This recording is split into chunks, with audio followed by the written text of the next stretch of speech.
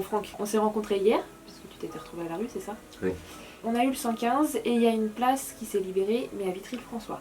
L'objectif, c'est que pour l'instant, tu sois pris en charge en urgence à Vitry, c'est que tu dormes pas dehors, que tu aies de quoi manger, d'être au chaud, de quoi te faire une douche tranquille. Tu vas y rester, l'objectif c'est que tu sortes le plus vite possible, que tu puisses revenir sur Épernay dès qu'on a une place en hébergement, pour que tu puisses après intégrer la quarantaine comme c'était prévu avec la mission locale, ça y a pas de souci. Par contre je peux pas te donner de durée précise parce que voilà, ça dépend de plein de changements, mais tu vas prendre le train et mes collègues vont te réceptionner à la gare de Vitry pour pouvoir t'installer là-bas. Les dossiers qu'on a pu faire ensemble depuis hier, ils vont les continuer avec toi et comme ça toutes les démarches vont pouvoir poursuivre et ton dossier va te suivre tout au long de ton processus. Okay. Est-ce que tu as des questions? Non, ça va, tout est clair? Ok, super. Ok.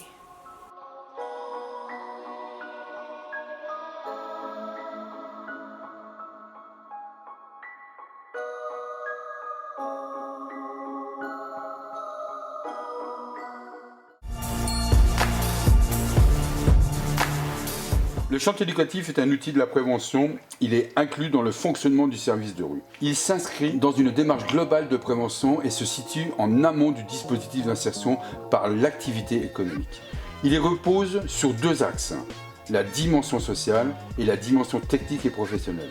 La dimension sociale, on travaille la santé, le budget, la justice, la relation familiale. La dimension technique et professionnelle, on travaille l'observation, la remobilisation professionnelle, le savoir-faire et le savoir-être.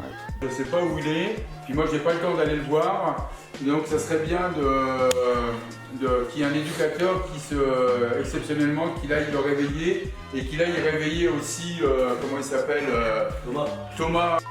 Parce qu'à mon avis ils ont dû faire la fête tous les deux. Le rendez-vous il est à quelle heure? 9h. À quelle heure? 9h. Et tu dois être là à quelle heure? 9h. En vrai 8h, 9h moins le quart. Merci.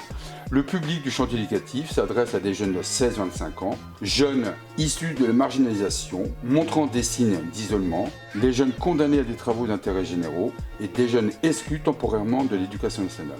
Les principaux secteurs d'activité du chantier éducatif tournent autour de l'environnement, le second œuvre du bâtiment, les travaux saisonniers ou encore les espaces verts. L'accompagnement à la scolarité est un pilier du service de prévention spécialisé.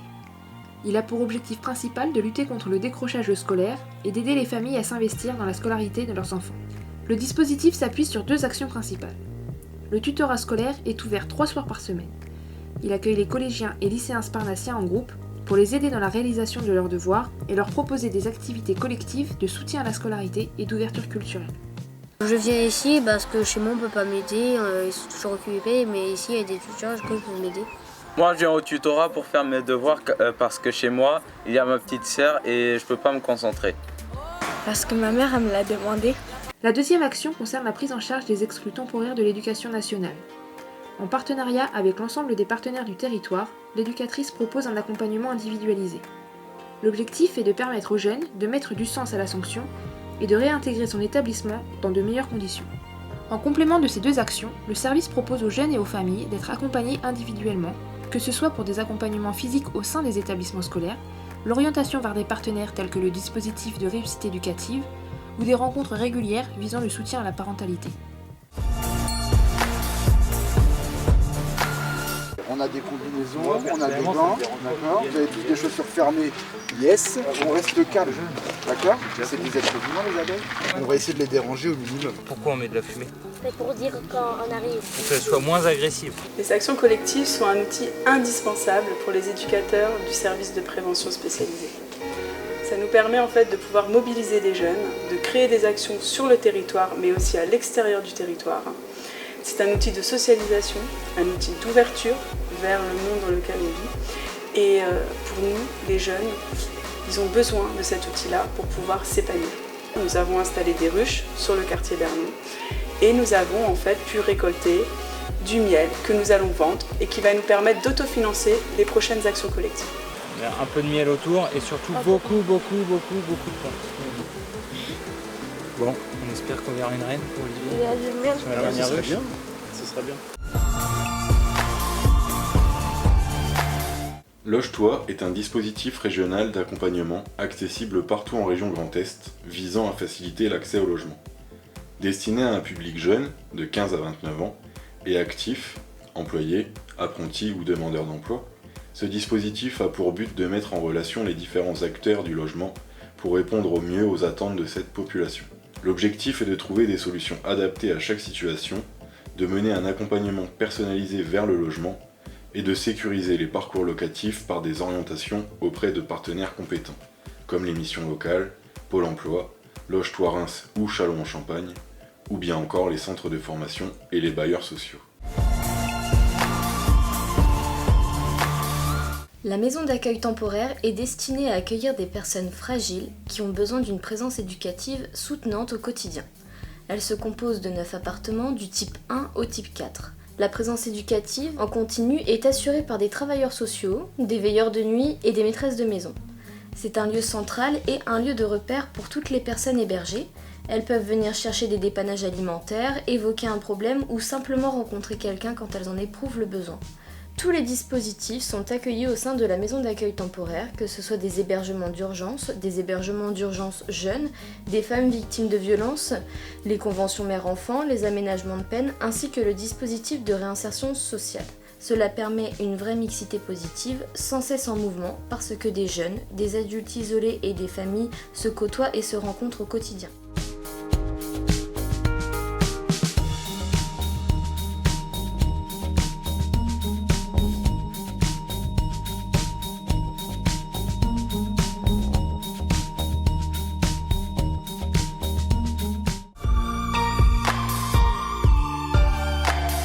Le pôle technique se compose de 5 agents, 2 agents d'entretien, 2 techniciens, une attendante. L'équipe technique intervient sur l'ensemble du territoire. Les principales missions en tant qu'attendante sont la gestion des états des lieux avec les résidents, les bailleurs, les propriétaires, la préparation des appartements et la facturation après état des lieux de sortie suite à dégradation du mobilier ou matériel manquant. Je suis aussi chargée de la coordination au sein de l'association. Au niveau des demandes d'intervention technique, je donne des conseils et je gère le planning des agents d'entretien et je m'occupe également du parc automobile du club.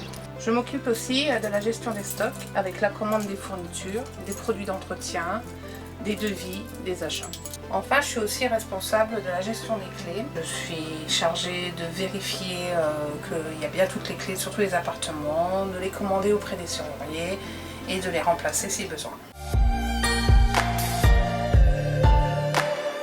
La pension de famille est un dispositif de logement accompagné où l'on accueille un public précaire en situation de rupture au niveau du logement, avec une santé fragilisée et qui a surtout besoin de protection. Elle comporte 25 places pour 20 appartements. Les missions de l'équipe au sein de la pension de famille sont de loger, de protéger et d'accompagner les personnes qui y sont résidentes.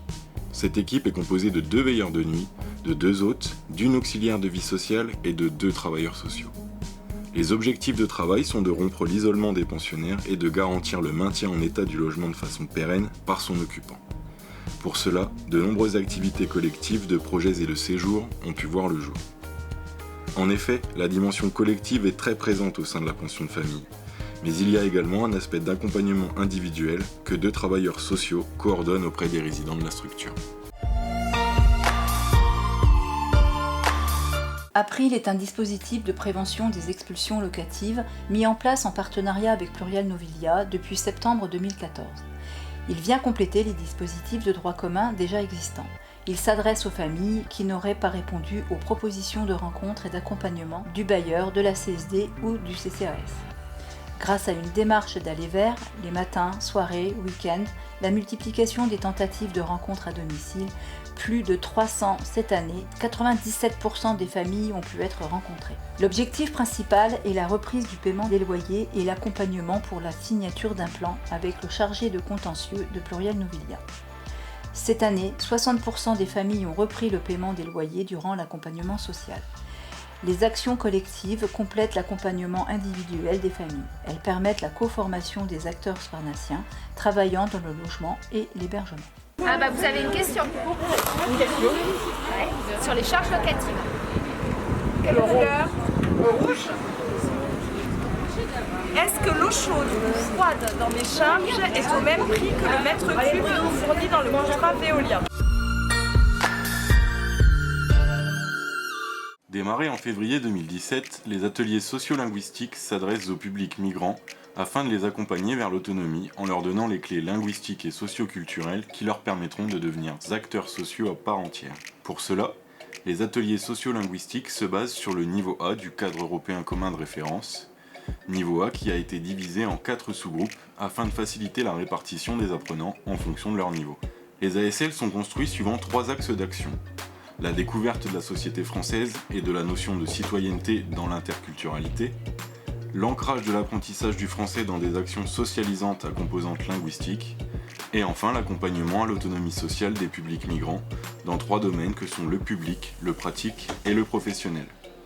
2018 en quelques chiffres, c'est 109 apprenants, 40 bénévoles sur les 4 sites, Épernay, Cézanne, Fère-Champenoise et Vitry-le-François, 56 heures de français langue étrangère et 9 heures de français langue d'intégration par semaine.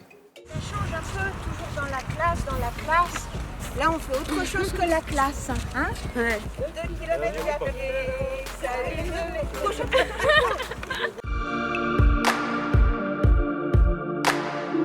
Le CVS est une instance représentative des personnes accueillies qui se réunit plusieurs fois par an avec les responsables du club de prévention pour faire remonter la parole et les avis, revendiquer afin de répondre aux différentes préoccupations des personnes accompagnées.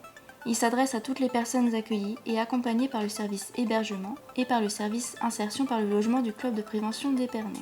Composé d'un bureau de 9 membres élus pour 2 ans par les participants, de 2 représentants des salariés, d'un représentant des administrateurs du conseil d'administration du club, il intervient sur plusieurs missions.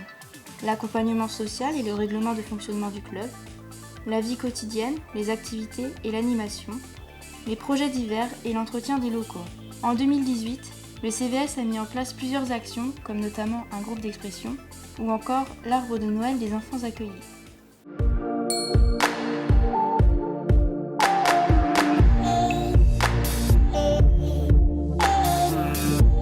April est un dispositif de lutte et de prévention des expulsions locatives. Nous essayons d'entrer en contact avec des personnes qui ne répondent plus du tout à aucune des sollicitations. Très isolées. Et du coup, nous allons au-devant d'eux pour permettre de renouer en fait un dialogue entre les bailleurs sociaux, les partenaires. Nous cherchons à renouer un contact entre le locataire et les différents acteurs de l'intervention sociale. Ainsi, on peut maintenir une certaine stabilisation dans les situations et surtout maintenir les gens dans leur logement. Le dispositif April entre dans le cadre de l'intermédiation locative.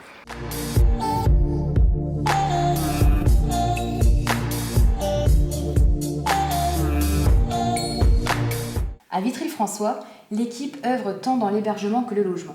Elle est composée de 3 travailleurs sociaux, dont une coordinatrice et un travailleur social en cours de formation.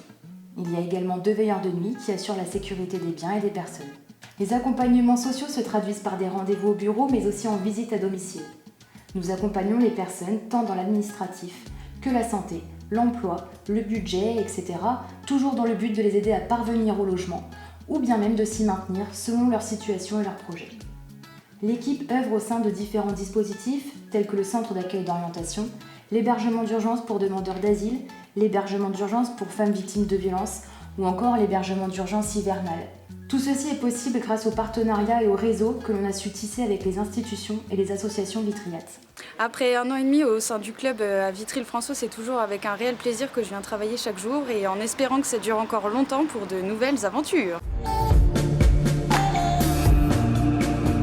Le club de prévention intervient depuis 2015 sur le secteur de Cézanne, de manière plus générale sur le territoire de la CSD de Cézanne.